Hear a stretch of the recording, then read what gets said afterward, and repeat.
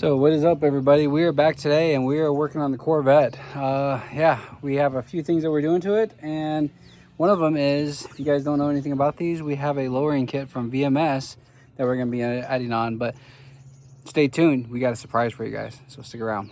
So check it out. This is the VMS lowering kit. Now, I haven't shown you the car yet because we want to surprise you guys on what's to come with that, and I don't want to give it away, but this is the old bolt for the rear leaf spring, and then this is the new one. So you can see the huge difference it is when we lower it. So this here wasn't even maxed out. I was trying it out, kind of playing with it a little bit before we went on to the video to show you this, but I decided I'm going to use this and actually make the lowering kit work. Now these bushings don't look bad, but for the most part we want to change to these poly bushings. A little bit harder, a little bit stiffer, so if we decide to take this to the course and run it and that kind of stuff, it'll be a little bit stiffer for that kind of stuff. So this kit basically comes with, if I can get it out, there it is. Comes with 2 of these bolts, 4 bushings, the other 2 are right there, a couple washers, and a new nut for the rear, and then the front it will be a little bit harder. We're going to see if we can lower that down without having to tear it completely apart, but we'll go from there, and we'll let you guys know how that pans out as we start working through that. So let's get this new bolt here put into the car. Let's get the height set and see what we're going to go with and go from there. But basically you can see here, these are the threads, and the more threads you have here, the higher it'll go. The less threads you have, which this will be the lowest point of the car that could actually go. You can't really see the threads at the top there, but this here is the lowest part of where the car will go for the Corvette. This here is about the same for, this is how much lower it'll go. So good, probably 1.5 inches or so that you can drop this car. So let's take a look at what we got going on here so you guys can see. So most people will take the tire off, but this here we decided not to, because we want to try to set it, and without taking it on and off and trying to damage some of the stuff, we want to try to take a shortcut, see if it works out. If it doesn't, it doesn't. We got to take it off and redo it. So 1 bushing on the bottom, 1 bushing on the top, kind of push it all the way through, push it through just enough to hold it. So this is what we got going on, and these are the new wheels that we had bought. We just bought them on Facebook, and they got a pretty decent deal on them. We went from that to that. So these are 18-inch tires on the back, staggered. These are still staggered wheels on the rear. These are 11-inch wide wheels, but they are 20-inch wheels. So they are 305s, 30 by, I think it was 20. That's what it was. Sorry, I'm trying to do this all by memory. I don't have any of it written down, but pretty cool. You're going to see how much nicer this is going to look with that. Let's kind of see if we can pan out. There we go. Yeah, check that out. That's got a way bigger wheel. I know a lot of people don't like the big wheel on these, but with the big open wheel well and with us lowering it down, I think this is going to look amazing. So let's get this other bolt put in, and let's see if we can try to get this all set. I'm going to try to go all the way down with it, and then I'm going to bring it back probably about a 1/2 inch or so we can have a good set. I'm going to grab my caliper and we can go from there.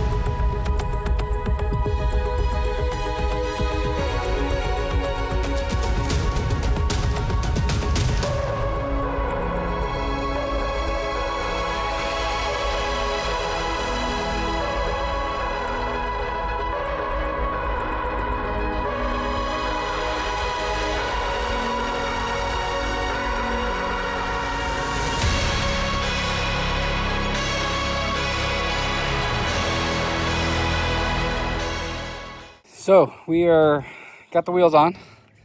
We are going to be working on the front lights here. Get you guys down here. So cool. So we're going to be working on these lights here. We got some blackout lights that we're going to be installing. So we're going to get the bottom part taken off, get up underneath here. But we also are going to be looking for a oil leak that's underneath here coming from the intake somewhere. I'm not sure where it's coming from yet. Might be the oil pressure sending unit, but we do still need to change that because it's maxed all the way out at 80. So we're going to change that out, clean it up really good, and then start it up, and we're going to see if we can narrow down where this oil leak's coming from. Mostly cosmetic stuff that we're doing to this still, but for the most part, she's coming along. So up underneath here, let's see if we can try to get you guys. So up underneath here, there's a panel. This panel here removes, and all it is a couple of 7mm bolts that take it apart. So we'll take the I think it's an air diffuser to kind of push the air up for the radiator. So we'll take this piece off and then take this piece off, and that'll give us whole access to this piece here. And in the process of doing the blackouts, we're changing this to an LED light to give it a little bit more appeal. As you can see, it looks like something's already broken in there. So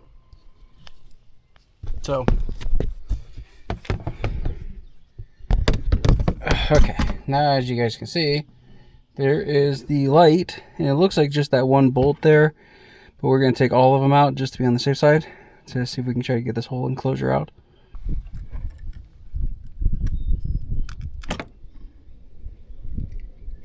Yeah, that thing's all messed up. I'm not even sure how that happens. We're replacing them with these here, these new LED ones. And we've already got the Hyper Flash module put in place, so I should just take care of that. And now, once you get the whole enclosure, there is a spring that sits on top of here. I didn't film that. Sorry, it wasn't feeling good. I'm pretty sure some of these fumes from the stuff I sprayed earlier to try to find this leak, this oil leak, is getting to me. So I need some brake parts cleaner, and it's kind of lingering. So I'm going to stay out here for a little bit because I'm just not feeling. There's no hole for that. That's crazy. Bought these here too. So these are like complete LED upgrade kit for your car. And it looks like I might have a couple I could spare.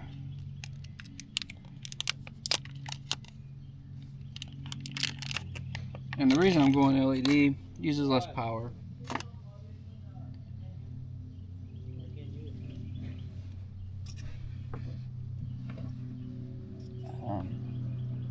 Oh, there it is.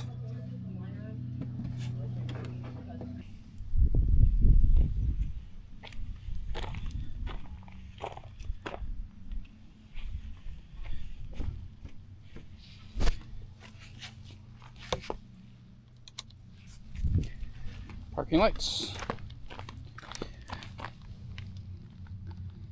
Gives it a nice little look, I think. So that's what it looks like there. And this one doesn't even work, so.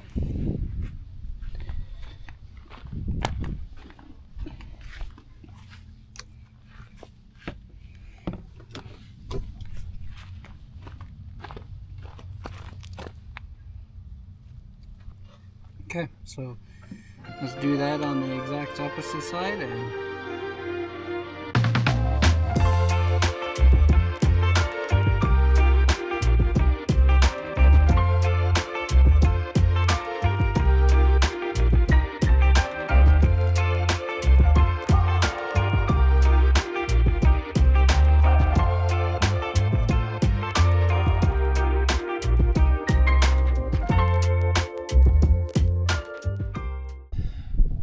okay, so trust me when I say, if you got to take this sensor out here, just take the intake off, because it's way easier to get to this crap instead of trying to like maneuver back behind this here and all this other crap. It's like it's buried all the way back here. So let me get you a little bit closer. This is the new sensor here. So, but as you can see, it's like pretty dirty here. So we're gonna clean this up really good. We're gonna put some stuff down into the chambers for the valves to make sure nothing gets down in there, clean this up really good, and then we're going to start assembling all this back together and getting it put back and test this out.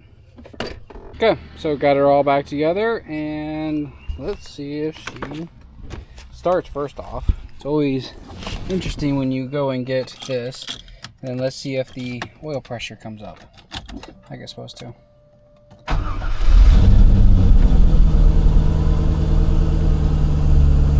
It's alive! Oil pressure is working. Awesome.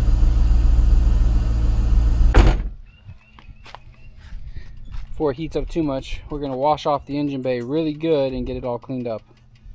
For, like I said, it heats up too much. As you can see, some steam's already coming off over there. I don't know if it's going to show on the camera, but at least kind of clean this up really good. Get rid of all of this crap here. And yeah, even though I'm pretty sure some of it's still going to show up.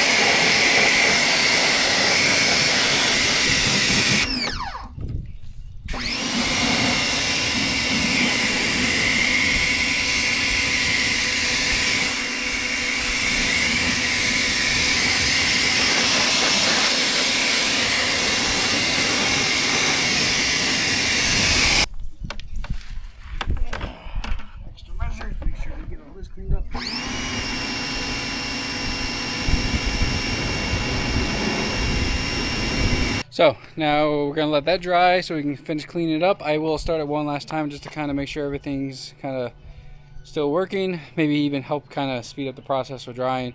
Typically you shouldn't do that, but I've done this a few times and it seems like it works pretty good every time. Knock on wood, I'll probably just jinx myself, but I'm going to start working on cleaning the wheels with some wheel cleaner and the brush. So like I said, I just use a basic wheel cleaner and a brush, and I really get down into some of these grooves, and we're going to get some of this stuff here. As you can see, some of this is really dirty from just being used. Do have a little bit of curb rash. Like I said, we are going to work towards trying to get some of that repaired, but for the most part,